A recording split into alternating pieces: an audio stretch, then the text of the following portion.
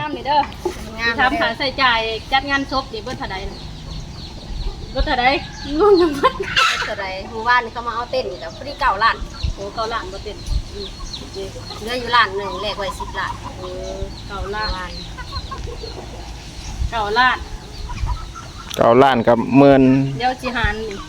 12,000 13,000 9 ล้านเต็มเลยบ่ บ่พิเศษไม่เดือน9 ล้านเป๊ะหมู่บ้าน9 ล้านหารหัว68 14,000เลยเนาะ1,138 บาทตังเต้นแล้วก็โล่งศพเขาเจ้าว่าเงินน่ะประกันสังคมหรือว่าเงินสมาคมอยู่บ้านสลาก็สิได้เงินส่วนนั้นน่ะมาช่วยเหลือเนาะพี่น้องเนาะเงินส่วนนั้นน่ะสิได้อยู่18 ล้านเนาะพี่น้อง18 ล้าน6 แสนกีบเงินสมาคมที่เขามาช่วยเหลือเนาะ18 ล้าน6 แสนกีบถ้าหากว่าคิดเป็นเงินบาทก็สิตกอยู่ที่สบายดีพี่น้องไปดีเด้อสวัสดีค่ะพี่น้องจ้าเมื่อนี้มาพบกับช่องสาวหลาชาแนลอีกแล้วเด้อเมื่อนี้มาในทีมเสือสีฟ้าเตรียมตัวออกหน้าเนาะพี่น้องเดี๋ยวไปหาสอมเขา3เขาก่อนพี่น้องจ้าหาทนหยาเนาะเมื่อนี้ฝนสิยุตกหรือบ่ขาเบิ่งกันเดี๋ยวสาวหลาสิลงไปหาน้องสาวลูกของหน้าที่ว่าเพิ่นแม่เพิ่นเสียชีวิตไปนะเดี๋ยวสิไปถามค่าใช้จ่ายในการจัดงานศพนี่เท่าใดเนาะพี่น้องงานก็เสร็จมา2 มื้อแล้วเนาะเพิ่นก็เลาะเคลียร์ค่าใช้จ่ายนะพี่น้องเดี๋ยวสละสิไปถามเพิ่นว่าเพิ่นเบิดเท่าใดเนาะพี่น้องเกี่ยวกับการจัดงานศพในครั้งนี้นะพี่น้องบอกเลยว่าการจัดงานศพในครั้งนี้ก็ค่อนข้างสิแบบใช่เงินหลายเนาะพี่น้องเพราะว่าการอยู่การกินต่างๆเกี่ยวกับการจัดงานนะทุกอย่างคือแบบเงินมหาศาลเลยก็ว่าได้พอได้ยินจากชาวบ้านเพิ่นบอกมาเพิ่นบอกว่าได้ยินคำชมมานะว่าพากันสามัคคีกันดีพากันช่วยเหลือกันดีนะพี่น้องบ่ว่าสิเป็นอาหารการกินรับแขกกะทั่วถึงนะพี่น้องเดี๋ยวเฮามาเบิ่งกันว่าค่าใช้จ่ายสิเบิดเท่าใดเดี๋ยวไปหาน้องสาวก่อนเพราะเพิ่นก็เป็นในฐานะเป็นน้องสลาแหละเพราะว่าสลาเป็นลูกของเอื้อยเนาะส่วนนั้นเพิ่นน่ะเป็นลูกของน้องสลาอายุน้องกว่าเพิ่นก็จริงแต่ว่าสลาในนามเป็นเอื้อยเพิ่นเนาะพี่น้องเพิ่นก็เป็นในนามน้องสาวเนาะไปเดี๋ยวเฮาไปตลาดก่อนไปรับของก่อนบอกว่าเอื้อยสลาเพิ่นส่งของมาจากกรุงเทพเนาะจากมาจากพุ่นออกหน้าเนาะพี่น้องเนาะเลยมาพี่น้องตอนนี้ก็ออกมาจากตลาดเป็นทีเดียวแล้วพุ่นก็จะแตกเงินแตกประทูมา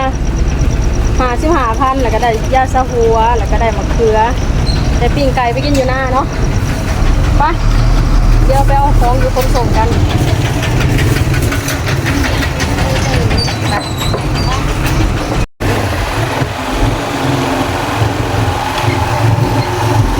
ส่งมาด่านี่มันงามเดี๋ยวเรามาเอาของกันอนุชิต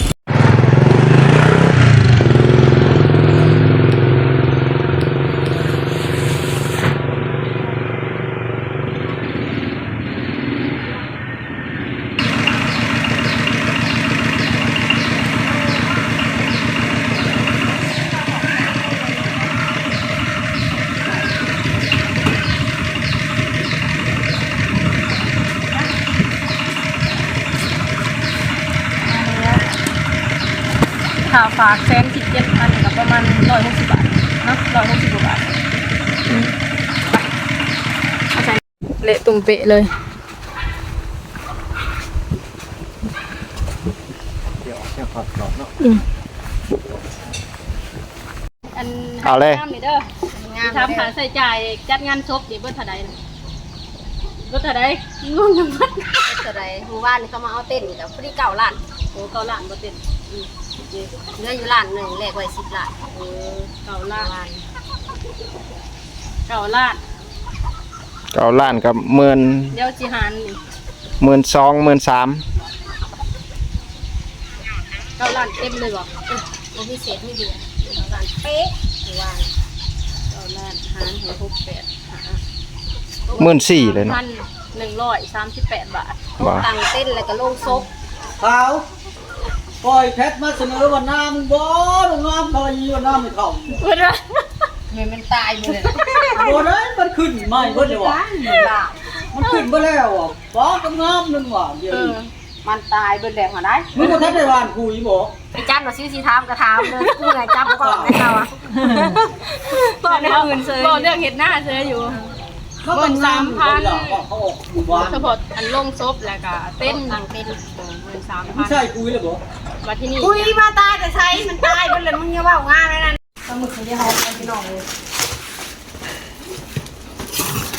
โอ้ทำแพมอันนี้ยัง กระเป๋า เพื่อนเดี๋ยวเนาะนี่กระเป๋าหลายแต่อันนี้ขนมจากฮอลแลนด์อันนี้ขนมจากฮอลแลนด์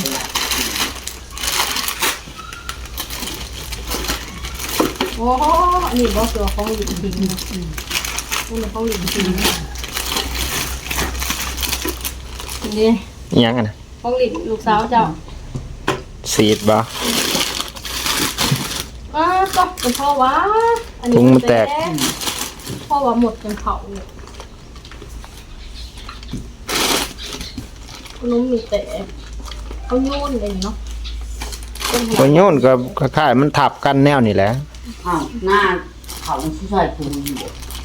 โอ้ยเขาคุยจนเบิดละคุยนะ บ่เขาบอกน้อยงามเขา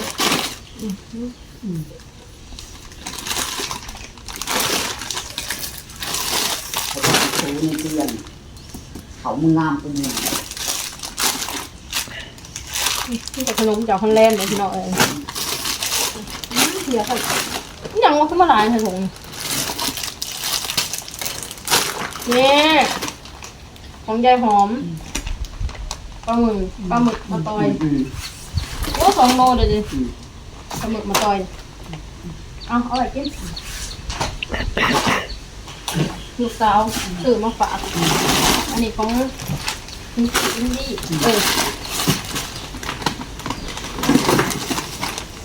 โอ้180 บาทอยู่เด้อเห็นว่าในนี้อันนี้ราคาเท่าไหร่ โอ้ยหามึงนี่อุตส่าห์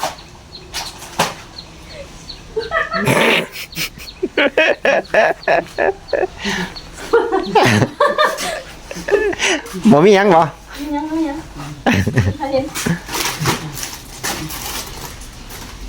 กับอันนี้นะ ยัง ปืนสีด ปืน น้ำ สีดน้ เมื่อไหร่เด้นี่ยัง ำแล้ว อันนี้ป้าเซนนี่แต่ขนมฮอลแลนด์ทั้งนั้นเลยขนมฮอลแลนด์ นี่แต่ขนมยางเนาะ ก็ โอ้ยหนังเหนียวอ่ะ บอกไม่เนาะ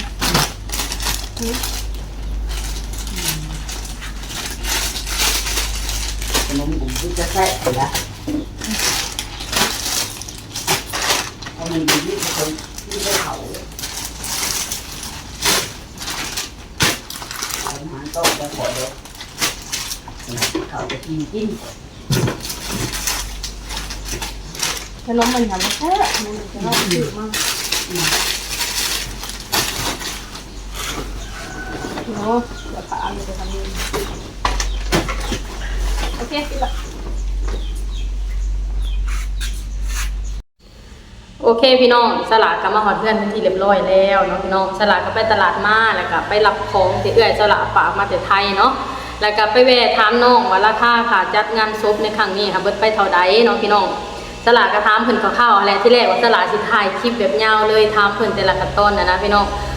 แต่เฮ็ดบ่ได้เนาะพี่น้องเนื่องจากว่าแบบคนหลายมันอ้นกันนะพี่น้องสลากก็เลยถามแค่ส่วนที่สลากบ่ฮู้นะว่าส่วนอื่นนะสลากพอฮู้มาแล้วนะพี่น้องแต่ส่วนที่สลากบ่ฮู้คือราคาค่ะกีบขาโล่งเนาะแล้วก็ค่าเต้นนะพี่น้องมันสิมาเป็นแพ็กเกจนะพี่น้องแบบว่าสั่งหยิบสั่งโล่งน้ำเขาเจ้าแล้วก็สิได้อันพวกโต๊ะเต้นแถมมาเลยนะแต่เขาเจ้าคิดรวมอยู่ในแพ็กเกจเดียวนะว่าสิราคาเท่าใดเนาะพี่น้องเนาะส่วนราคาค่ะโล่งซุปนี่ก็บอกเลยว่ามีหลายราคาเนาะสิมีขนาดน้อยขนาดกลางและขนาดใหญ่เนาะพี่น้องส่วนน้องสาวสลาเพิ่นเลือกให้แม่เพิ่นนี่ก็คืออยู่ที่ขนาดกลางเนาะพี่น้อง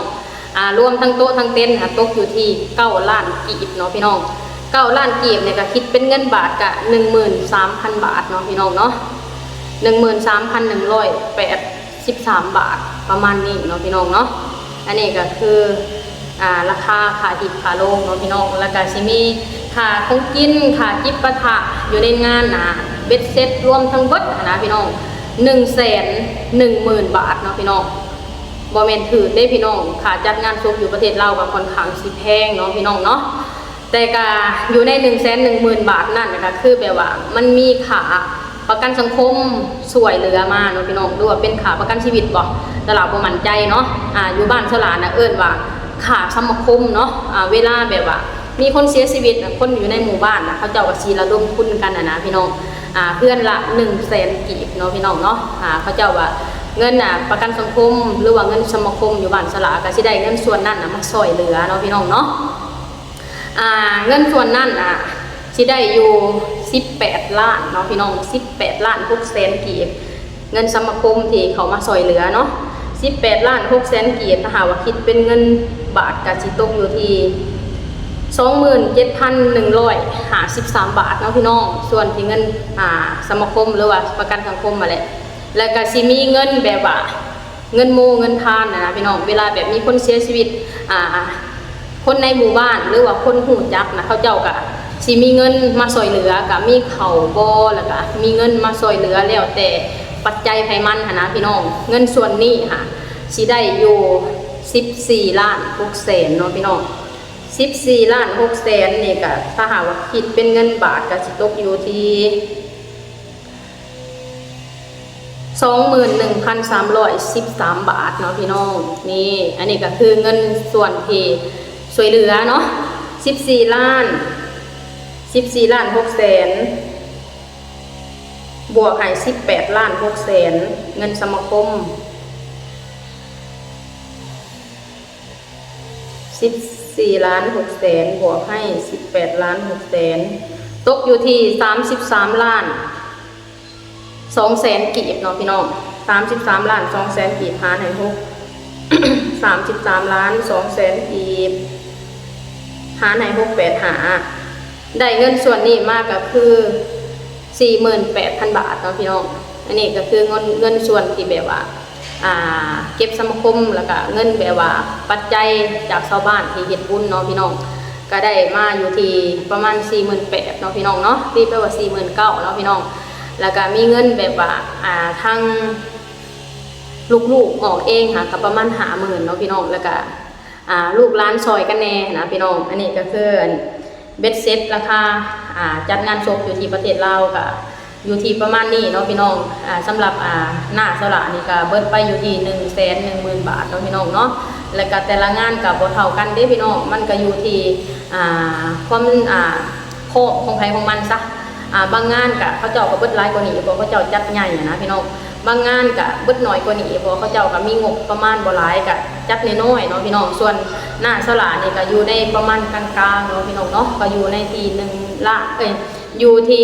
110,000 บาทเนาะพี่น้องกับการอยู่การกินก็บอกเลยว่าอุดมสมบูรณ์เนาะพี่น้องบ่ได้ให้ขาดตกบกพร่องเนาะทางชาวบ้านที่มาร่วมงานเพิ่นก็เว้าเป็นเสียงเดียวกันว่าการอยู่การกินอุดมสมบูรณ์บ่ได้ขาดตกบกพร่องนะพี่น้องบ่ได้มากได้รับคำชมเนาะของอยู่ของกินก็แซ่บการอยู่การกินก็แบบว่าทั่วถึงเนาะพี่น้องเนาะนี่แหละพี่น้องอันนี้ก็คืองานศพอยู่ที่ประเทศลาวก็คือบ่ได้จัดอยู่ที่วัดเนาะก็คือจัดอยู่ที่บ้านของเกี่ยวเองนะพี่น้องค่าใช้จ่ายก็สิประมาณนี้เนาะพี่น้องเนาะโอเคพี่น้องสำหรับคลิปนี้สลาก็สิขอจบคลิปสำนี้ก่อนเด้อขอให้พี่น้องทุกคนกดไลค์กดแชร์กดติดตามสลาในเด้อสบายดีสวัสดีค่ะ